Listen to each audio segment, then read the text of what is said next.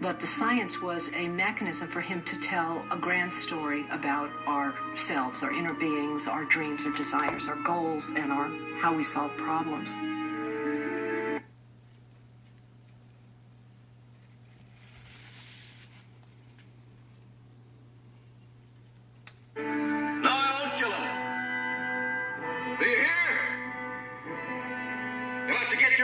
Someplace else.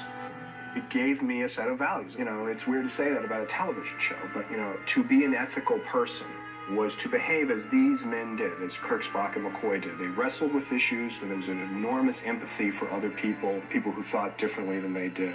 We know very little about that section of the galaxy. And we could be in the wrong. Perhaps.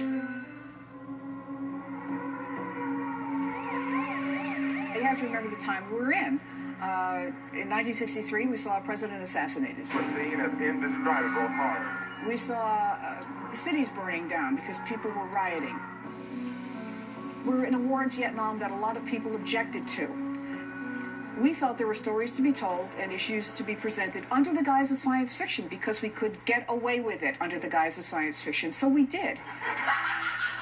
The scripts really hit a nerve, and the writers and the metaphors that they used with the USS Enterprise and its quest for life in the universe. They examined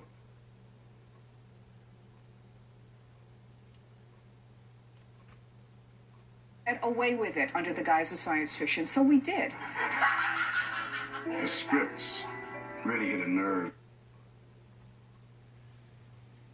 And the writers and the metaphors that they used with the USS Enterprise and its quest for life in the universe, they examined a lot of the contemporary issues, and that's what was fascinating to the public. Steady as she goes. I learned that Star Trek did present this future where humanity had grown past all these issues and was a better humanity. Gene Roddenberry saw the world as it was, and he didn't like it.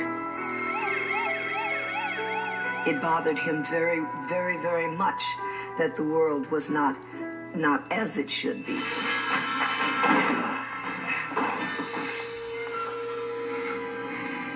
Had enough?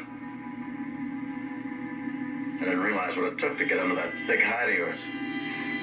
Anyhow, I won't you so mad about it. It isn't every first officer who gets to belt as captain several times.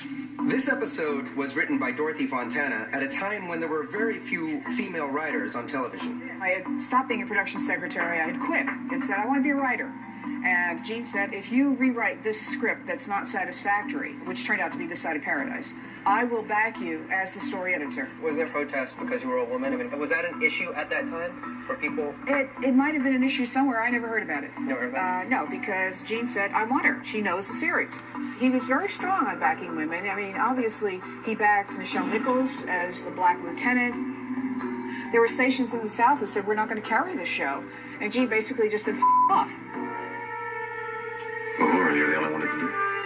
I was pleased that in those days, when you couldn't get even blacks on television, that I not only had a black, but a black woman and a black officer.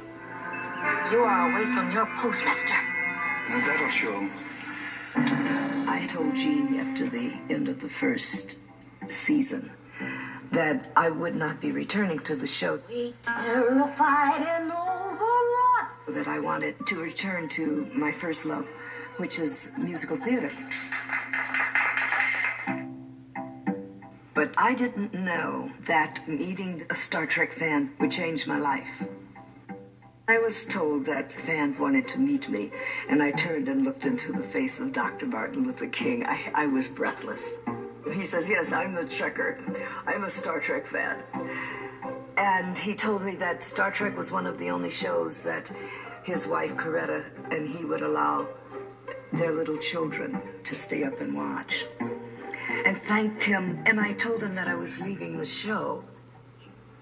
All the smile came off his face, and he said, you can't do that.